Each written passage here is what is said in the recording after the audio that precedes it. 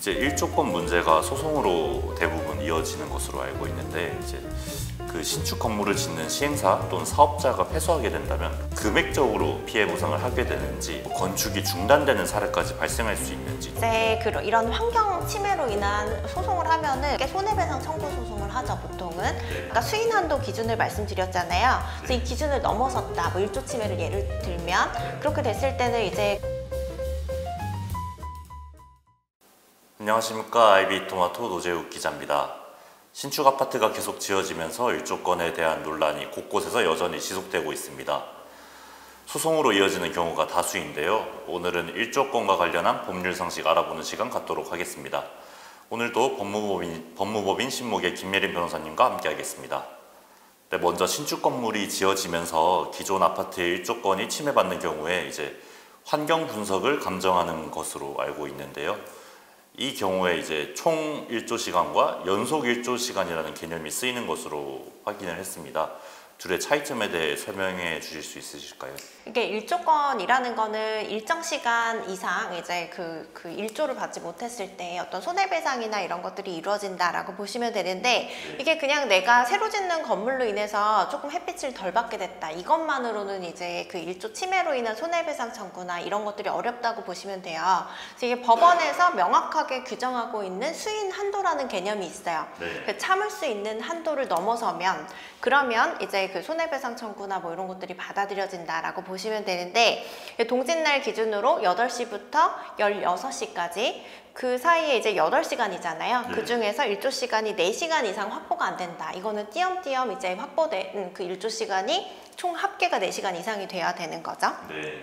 그리고 9시부터 15시까지 6시간이거든요. 그래서 이때 일조 시간 중에서 이제 연속으로 2시간 이상 확보가 안 되면, 그래서 이거 두 가지를 다 만족하는 경우에는 수인 한도를 넘어섰다라고 봐서 일조 침해로 인한 뭐 손해배상 청구나 이런 것들을 인정하고 있죠. 이제 또 일조권 말고도 천공 조망권에 대해서도 따지는 것으로 알고 있습니다. 뭐 단어의 뉘앙스만 봐도 어떤 의미인지는 알 것 같은데요. 천공 조망권에 대한 개념과 소송에서 일조권만큼의 중요성을 갖는지 좀 궁금합니다. 이게 크게 봤을 때는 환경 분쟁으로 볼 수 있어요. 그래서 이제 새로 지어지는 신축 고층 아파트로 인해서 내가 뭔가 이제 환경적인 침해를 입게 된다, 그러니까 주거의 질이 떨어진다라는 거죠. 그래서 가장 대표적으로 햇볕을 덜 받게 되는 거, 그래서 일조 침해 같은 것들이 있고, 그리고 말씀하신 대로 조망에 관한 이제 이익을 향유하고 있을 수가 있어요. 그래서 예를 들어서 내 그 집 앞에 바다뷰가 아주 멋있게 보이는데 뭐 이렇게 신축 건물로 인해서 이걸 다 가리게 된다라고 하면 뭐 조망권 침해라던가 뭐 이런 것들에 대해서 손해배상 청구를 해볼 수가 있는데, 보통 이제 조망 이익은 아주 특별한 경우가 아니면 독자적으로 누릴 수 있는 권리로 보지 않아서 손해배상을 잘 인정을 안 해주거든요. 근데 이거랑 조금 다른 개념, 말씀하신 것처럼 천공 조망권이라는 거는 내가 이제 어떤 뭐 바다뷰나 이런 멋진 조망의 이익을 누리지 않더라도 이게 사람이 살아가는데 어느 정도 하늘을 볼 수 있는 부분이 있어야 되는 거잖아요. 주거 환경적인 측면에서. 그래서 이제 시야 차단에 관한 이제 부분이라고 보시면 되는데, 기존에 이제 그 뭐 하늘을 많이 볼 수가 있었는데 집 안에서, 근데 이제 신축 건물로 인해서 이렇게 시야가 차단돼서 그 하늘을 볼 수 있는 부분들이 굉장히 많이 줄어들었다라고 하면 이 천공 조망권이 침해된 걸로 봐서 손해배상을 인정하기도 하거든요. 근데 이거는 이제 아까 일조 침해처럼 딱 정확하게 기준이 정해져 있는 건 아니고 이제 법원에서 좀 구체적인 사정에 따라서 판단을 하고 있어요. 그래서 한 30% 정도 이상 이제 그 천공 조망권이 가려졌다라고 하면은 손해배상 청구나 이런 것들을 인정하고 있죠. 아, 그러면 30%는 이전과 대비해서 30%. 근데 뭐 극단적으로 봤을 때는 이제 하늘이 아주 잘 보이다가 완전히 다 가려져서 0%가 되는 경우들도 있어요. 뭐 이런 경우에는 천공조망권 무조건 이제 손해배상 청구하시면 받을 수 있는 거겠죠. 이제 일조권 문제가 소송으로 대부분 이어지는 것으로 알고 있는데, 이제 그 신축 건물을 짓는 시행사 또는 사업자가 패소하게 된다면 통상적으로 금액적으로 피해 보상을 하게 되는지, 아니면은 뭐 건축이 중단되는 사례까지 발생할 수 있는지 좀 설명 부탁드리겠습니다. 이게 보통 이제 이런 환경 침해로 인한 소송을 하면은 공사 중단에 관련된 소송과 함께 손해배상 청구 소송을 하죠, 보통은. 그렇게 되면 이제 그 아까 수인 한도 기준을 말씀드렸잖아요. 그래서 이 기준을 넘어섰다, 뭐 일조 침해를 예를 들면 그렇게 됐을 때는 이제 그 피해액을 손해배상하도록 이제 나오고 있어요. 근데 이거보다 이제 더 극심한 손해가 발생했다라고 보여서 뭐 이렇게 그러니까 이렇게 극심한 침해 상태에서는 뭐 온전한 주거 환경을 누릴 수 없다라고 볼 만큼 이제 침해가 심하다라고 했을 때는 공사 중단까지 이루어질 수가 있는 거죠.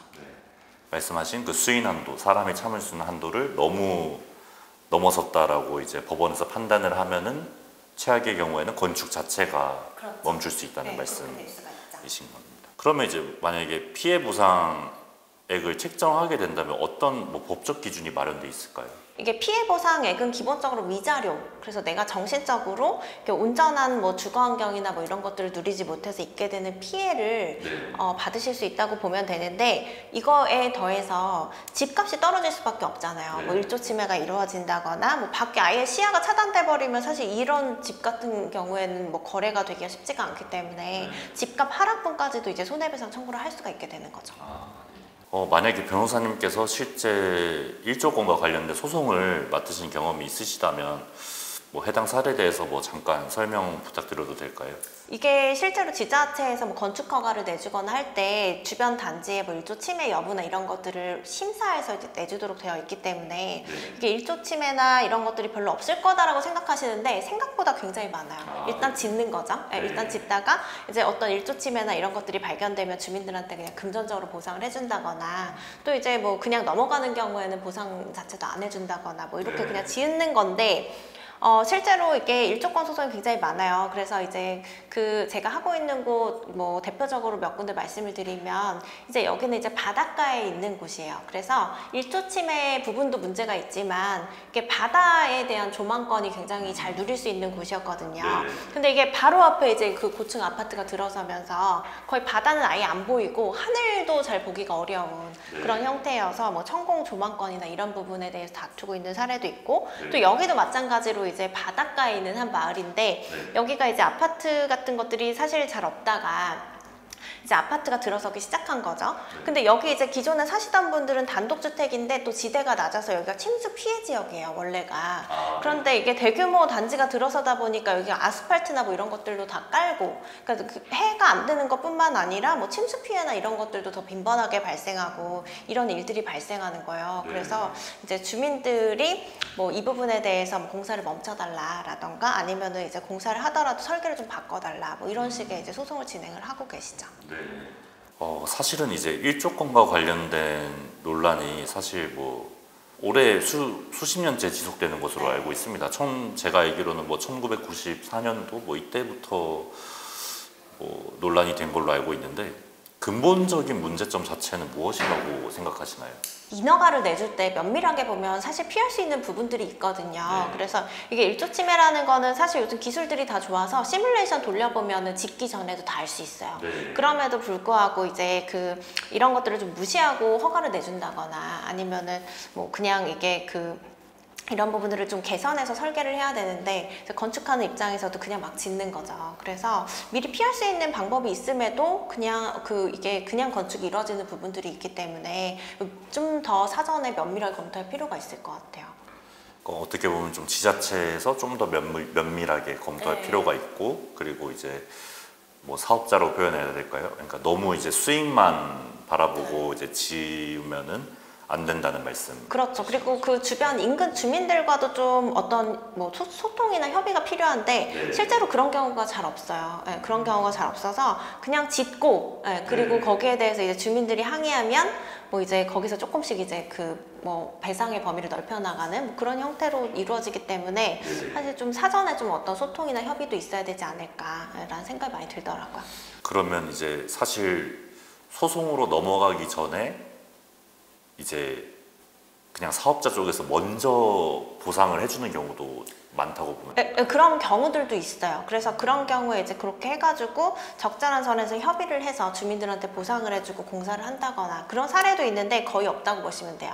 그래서 일부 이제 인천의 한 그 단독주택 뭐 밀집 지역 같은 경우에는 그 앞에 이제 아파트가 들어서면서 심지어 집에 균열이 갈 정도로 이제 공사로 인해서 피해를 많이 입었음에도 뭐 이런 부분에 대해서 이제 건설사에서는 우리 때문에 이렇게 발생한 게 아니다라고 오히려 이제 좀 잡아떼고 뭐 이런 사례들이 많죠.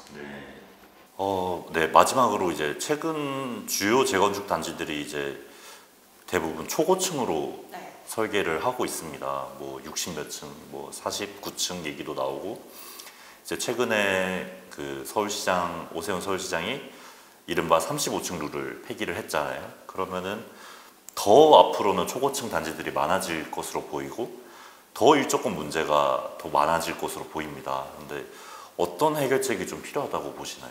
실제로 이제 그 35층 룰이 폐지되면서 고층으로 짓겠다 뭐 이렇게 계획을 내비치는 아파트들이 굉장히 많은데 실제로 이게 실현이 되려면 사실 말씀하신 대로 일조 침해나 이런 문제가 발생할 수가 있기 때문에 굉장히 제한적일 것 같기는 해요. 실제로 이렇게 건축 허가를 받아서 초고층으로 설계할 수 있는 아파트 같은 경우에는. 그리고 뭐 1기 신도시 관련해서도 용적률 인센티브 500%까지 주겠다 뭐 이렇게 하는 게 특별법 골자잖아요. 근데 이게 사실 주변 단지를 봤을 때 뭐 이런 일조 침해나 조망 침해나 주거 환경적인 측면으로 볼 때는 사실 용적률 500%까지 받을 수 있는 경우가 그렇게 많지는 않을 수 있거든요. 그래서 이게 일률적으로 좀 적용된다 이렇게 보고 뭔가 이제 뭐 판단을 하시기보다는 좀 단지별로 사업체별로 이런 부분들이 달라질 수 있다. 그리고 일조 침해나 이런 것들이 좀 복병으로 등장할 수 있다라는 점을 염두에 두고 뭐 내 집 마련을 하시거나 투자를 하시거나 하셔야 될 것 같아요. 그러니까 설계안이 나중에 이제 뭐 지자체 등의 검토를 거치면서 충분히 바뀔 가능성이 높다라고 보시는. 네, 그래서 설계 안으로 나오더라도 이게 일단 이게 환경적으로 어떤 일조 침해나 뭐 이런 것들이 심각할 수도 있거든요. 실제로 설계를 하다 보면 그래서 바뀔 가능성이 있죠. 그렇게 되면은. 네, 그리고 조금 다른 얘기일 수도 있는데 이렇게 초고층으로 설계하는 경우가 많아지는 이유가 이제 뭐 그 지역의 랜드마크가 돼서 뭐 약간 집값이 많이 오르지 않겠느냐 이런 것을 약간 좀 노리고 그렇게 설계를 하는 경우가 대다수라고 보시나요? 그렇죠. 단지 가치를 높이기 위한 방편이죠. 사실은 이제 저층 아파트 별로 선호하지 않잖아요. 그래도 초고층으로 지으면 좀 멋있어 보이고 건물 자체도 그런 부분들이 있기 때문에 말씀하신 대로 단지 가치를 좀 높이는 측면에서 이제 초고층 아파트로 짓는 거죠. 근데 이게 사실 또 마냥 그렇게 할 수는 없는 게 공사비나 이런 것들도 생각 안 할 수는 없거든요. 그래서 반포주공 같은 경우에도 사실 더 높일 수 있었음에도 불구하고 공사비나 이런 것들 때문에 기존 설계안대로 가기로 했던 거거든요. 그래서 실제로 이게 좀 어느 정도 이제 설계가 좀 실현이 되어 봐야 뭐 비용 측면이라던가 이런 주변의 뭐 환경 분쟁이라던가 이런 것들을 좀 이제 조율이 돼서 적정선에서 이제 층고 제한이 이루어지지 않을까라는 생각이 들어요. 네, 오늘도 유익한 말씀 잘 들었습니다. 오늘은 일조권과 관련된 법률 상식에 대해 알아봤습니다. 신축 건물의 설계 단계에서부터 기존 단지의 일조권을 최대한 고려한 설계안이 나온다면 좀 이러한 문제들이 조금은 덜해지지 않을까 생각해 봅니다. 지금까지 법무법인 신목의 김예린 변호사, 저는 아이비토마토 노재우 기자였습니다. 감사합니다.